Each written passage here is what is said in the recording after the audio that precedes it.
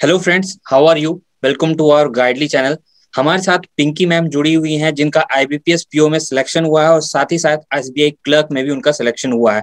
तो सबसे पहले बहुत कॉन्ग्रेचुलेशंस मैम को और थैंक यू जो वो हमारे प्लेटफॉर्म पे आई अपने जो भी एक्सपीरियंस उसको साझा करने के लिए। तो पिंकी थैंक मैम थोड़ी अपने बारे में आप बताइए हमारे व्यूवर्स को और अपना एजुकेशनल बैकग्राउंड बताइए और कब से तैयारी की शुरू आपने ये बताइए। सर, मैंने 2018 से प्रिपरेशन शुरू की है। मैं हरियाणा से हूँ और मैंने बीएससी की थी ग्रेजुएशन में। और जब भी से 2018 के अगस्त महीने से ही मैं प्रिपरेशन कर रही हूँ सर। तो मैम इससे पहले और भी किसी एग्जामिनेशन में आपको सक्सेस मिली थी?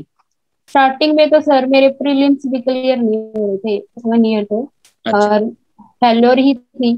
और फिर 2018 19 में एसबीआई कलर का जो प्रीलिम्स था वो मेरा पहली बार सक्सेस मिली थी उसमें, लेकिन मेंस में रह गई थी सर मैं।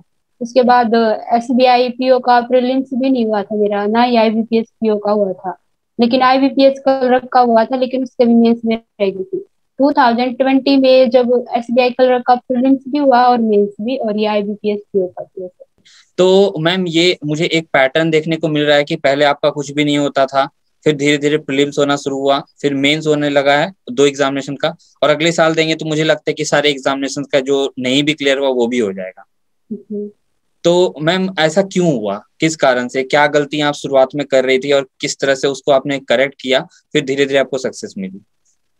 सर, स्टार्टिंग में मैंने सच बताऊं तो गाइडली को अभी 2019 से फॉलो किया। पहले जो कंटेंट थे वो उस लेवल के नहीं मिल रहे थे जो एग्जाम में लेवल आता है, क्योंकि अ, अब हाई लेवल होता जा रहा है सर। जो और भी प्लेटफॉर्म है उस पे लेवल थोड़ा कम होता है, हम कर तो लेते हैं लेकिन एग्जाम जैसा नहीं होता। लेकिन जब से गाइडली को फॉलो किया मैंने, तभी से मेरी वो उस लेवल की प्रिपरेशन रही। और दूसरी बात, मॉक टेस्ट की लेवल बहुत अच्छी होती है सर, जैसे कि आईबीपीएस पीओ मेंस का एग्जाम था बिल्कुल वैसी ही। उसी वजह से आई थिंक मुझे सक्सेस मिली है। दूसरा, गाइडली का जो बंडल आता है ना सर, उसने बहुत ज्यादा हेल्प की है मेरी, तो हम्म, मैंने परचेज किया था उसकी हम्म। वजह से। तो कितने क्वेश्चन सॉल्व किए थे मैम इसमें सर बंडल पीडीएफ कोर्स के?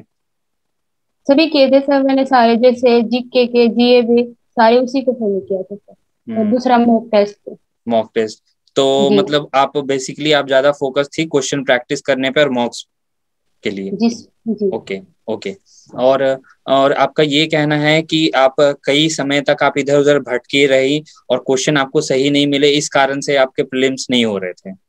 जी सर। तो मैम जब प्रीलिम हाँ बताइए। जी, प्रीलिम्स तो हो रहे थे ना सर, मेन लेवल का कंटेंट नहीं मिल रहा था। जो हाई लेवल का आता है ना वो वाला। हम्म।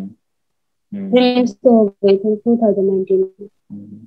अच्छा मैम, लगातार आपको सक्सेस मिल रहा था, मतलब फेलियर्स मिल रहे थे, तो कैसा महसूस हो रहा था और उससे आप उबर के आगे कैसे आप कंटिन्यू कर रही थी? सर, कुछ दिन तो डिमोटिवेशन तो होता ही है, लेकिन फैमिली का साथ हो बाद में। अगर लाइफ में एक ही गोल हो कि अचीव करना है, चाहे कुछ भी हो बस अचीव करना है, तो बाद में और दूसरी बात ये है सर, बैंकिंग एग्जाम में ये नहीं है कि साल में बस एक ही एग्जाम है, कई एग्जाम होते हैं, एक देते हैं तो दूसरा। तो फेल्योर तो मतलब होता, उदासी तो होती है सर, लेकिन आई थिंक अगर हम ऐसे सैड रहेंगे तो फिर तो नेक्स्ट एग्जाम आएगा उसमें भी फेल्योर ही होगी। इसलिए मेरी फैमिली ने बहुत ज्यादा सपोर्ट किया सर, वो मेरे साथ खड़े रहे। और आई थिंक यही चीज है जो मुझे हमेशा मोटिवेट करती रही। चलिए और मैम। मुझे पता था एक ना एक सक्सेस तो मिलेगी। हम्म। हाँ, मैंने कई सारे कैंडिडेट से बात की, इंटरव्यू लिया, उनका एक सबका मैं यही पूछते रहता हूँ कि मोटिवेशन कहाँ से आता है लगातार रिपीटेड फेलियर से। तो मुझे 90% स्टूडेंट्स का यही कहना था कि फैमिली फैमिली जी इतनी सर। सपोर्ट करती है तो फिर मोटिवेशन आ जा सकता है। तो बिल्कुल अपने में जो भी फैमिली मेंबर्स हैं अगर नहीं देख रहे हैं तो उनको जरूर दिखाएं और बताएं कि उनका सपोर्ट चाहिए आपको। अच्छा मैम, मैं ये पूछना चाह रहा था कि जब शुरुआती में आप एग्जामिनेशन देना शुरू कर रही थी तो आप मॉक्स वगैरह देती थी तो कितने मार्क्स आते थे आपको? स्टार्टिंग में तो सर ज्यादा मार्क्स नहीं आते थे, 50 से नीचे ही रहते थे मेरे, क्योंकि एक्यूरेट स्पीड नहीं थी ना सर। बाद में प्रैक्टिस नहीं थी, प्रैक्टिस की बाद में स्पीड बनी, तो कम ही रहते थे मार्क्स। लेकिन बाद में अच्छे आने लगे सर। बेसिक नहीं कैसे थे। क्लियर किया था मैम, क्योंकि अभी कई सारे कैंडिडेट नए आ रहे होंगे जो पास आउट किए हैं, तो उनको थोड़ा सा ओवरव्यू दीजिए कि कैसे बेसिक करें और किस स्टेप में जाएं। ऐसा ना हो कि शुरुआत में डिफिकल्ट क्वेश्चन सॉल्व करके डीमोटिवेट हो जाएं। रीजनिंग के भी सर हैं, जैसे आप गाइडली पे मैडम हैं, वो उनको फॉलो किया तो स्टार्टिंग से करवाते हैं सर बेसिक। और अगर वो ज्यादा कुछ वो तो पेड कोर्स भी परचेज कर सकते हैं हम, वहां से बेसिक टू हाई लेवल करवाया जाता है, वही सीख जाते हैं।